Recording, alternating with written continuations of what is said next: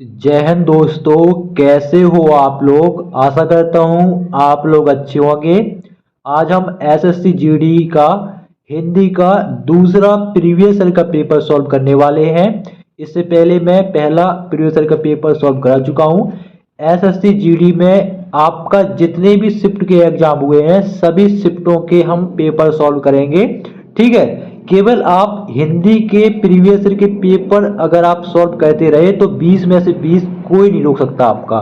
ठीक है। ऐसे ही अगर आप चाहो तो रीजनिंग के भी आप प्रीवियस ईयर के पेपर लगा सकते हो, केवल प्रैक्टिस सेट, और चाहो तो मैथ के। ठीक है। लेकिन जीके जीएस के लिए आपको थोड़ा पढ़ना पड़ेगा। लेकिन मैथ, रीजनिंग और हिंदी का अगर आप प्रैक्टिस सेट लगा लेते हो ना प्रीवियस ईयर वाला, तो 100% आपका 20 में से 20 कोई रोकने वाला है नहीं। ठीक है। लेकिन आपको प्रैक्टिस सेट जरूर लगाने हैं चाहे जैसा हो जाए। ठीक है। क्योंकि कट ऑफ भाई साहब बहुत ही ज्यादा जा रही है और ज्यादा से ज्यादा पढ़ना है। और ये मत समझना कि भाई जीके जीएस नहीं पढ़ेंगे, जीके जीएस भी पढ़ लीजिएगा, हो जाएगा काम, क्योंकि इस बार कट ऑफ बहुत ज्यादा गई है। ठीक है। वीडियो स्टार्ट करते हैं बिना किसी बकवास के साथ। ये रहा आपका पहला प्रश्न।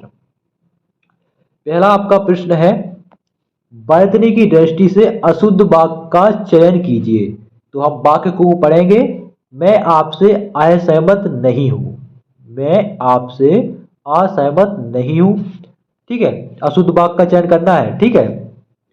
और दूसरा है, माउंट आबू के मंदिर देखने लायक, ये भी सही है। जैसे कि रुक जाओ एक मिनट, यह प्रस्ताव सबको स्वीकार्य है। तो आपका क्या गलत है इसमें? स्वीकार्य आपका गलत लिखा है। बाकी आप देख लो किसी भी ऑप्शन में आपका मिस्टेक नहीं है, इसलिए ऑप्शन 4 ही आपका बिल्कुल सही है। ठीक है। आपको पता है कि ऑप्शन 4 सही है क्योंकि ये हाईलाइट है, लेकिन किस वजह से आपका सही है ये तो पता होना चाहिए ना। क्या इसमें मिस्टेक है जिससे अशुद्ध हो गया?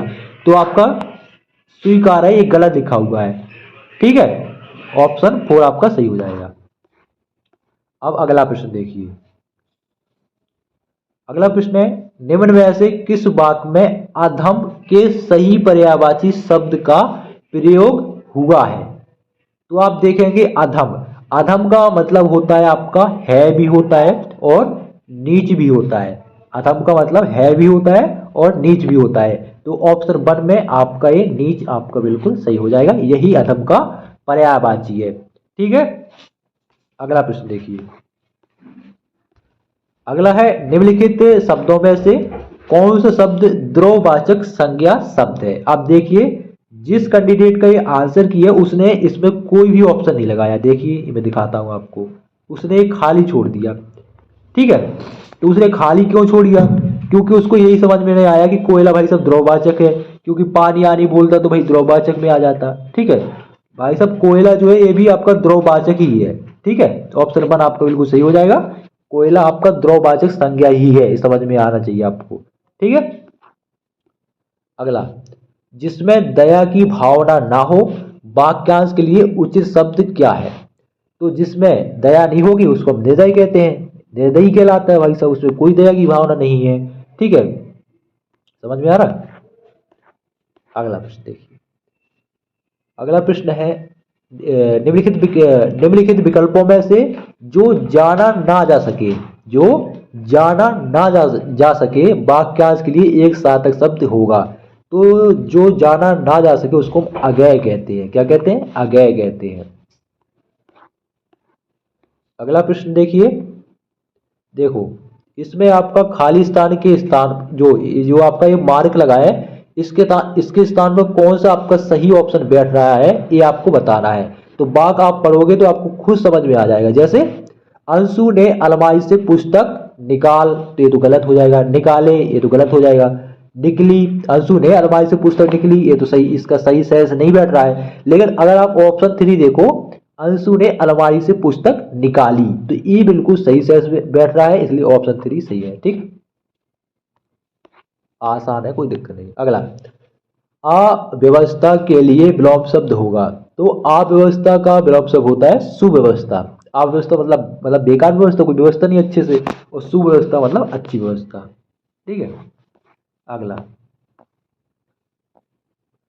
बट इसको थोड़ा छोटा करना पड़ेगा। एक मिनट, यार बुक चला कट गया यहाँ से।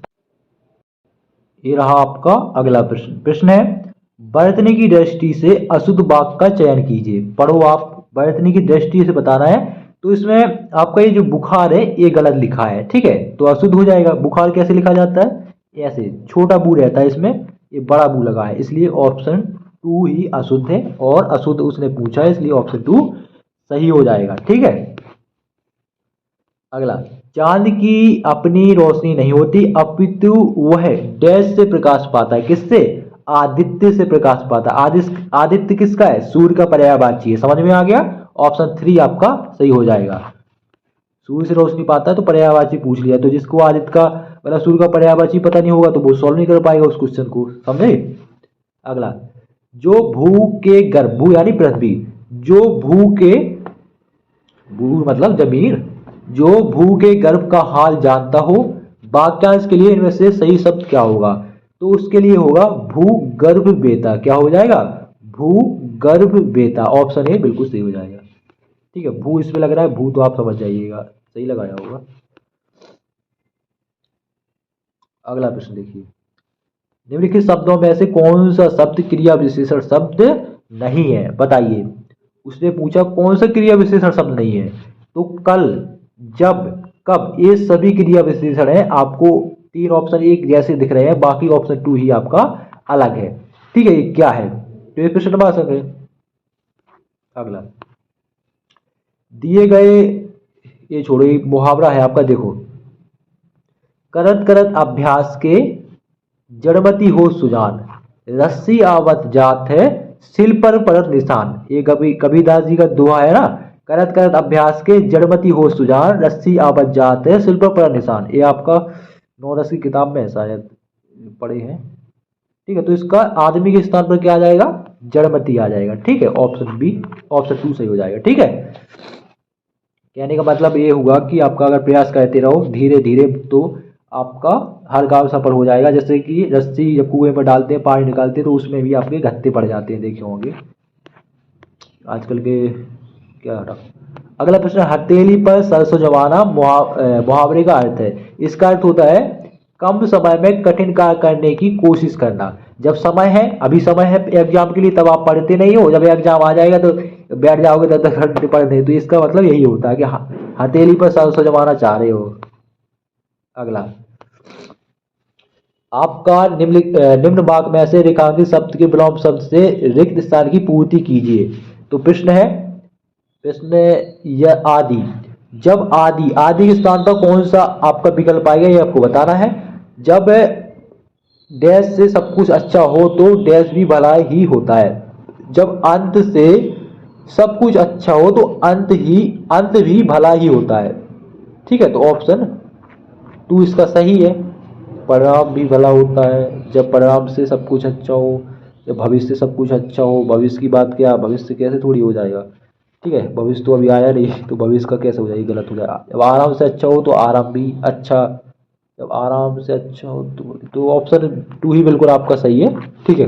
कोई सेंस नहीं बैठ रहा है उसमें। अगला, दिए गए वाक्य में रेखांकित अंश के स्थान पर सबसे उपयुक्त विकल्प कौन सा होगा। मेरे को दिल्ली जाना है, मेरे को, तो ये पढ़ने में भी क्या लग रहा है, या बोलता मुझे दिल्ली जाना है, तो आपका कुछ सेंस बनता। तो मेरे को स्थान पर कौन सा ऑप्शन आएगा ये आपको बताना है। तेरे को दिल्ली जाना है, इसको, इसका दिल्ली जाना है, इसकी दिल्ली जाना है, या मुझे दिल्ली जाना है। तो ऑप्शन 4 आपका बिल्कुल सही है, मुझे दिल्ली जाना है। अगला है आपका 5 नंबर का गद्यांश, ठीक है। तो इसको पढ़ना पड़ेगा आपको, सही विकल्प वाला नहीं है, वैसा है। गद्यांश के अनुसार किस प्रकार की रचना निबंध का अर्थ बहन करने में सक्षम है, ठीक है। तो आपको ये पूरा पढ़ोगे जब आपको समझ में आएगा, ठीक है। जब आप इस गद्यांश, अरे यार वो फिर आगे पीछे हो गया।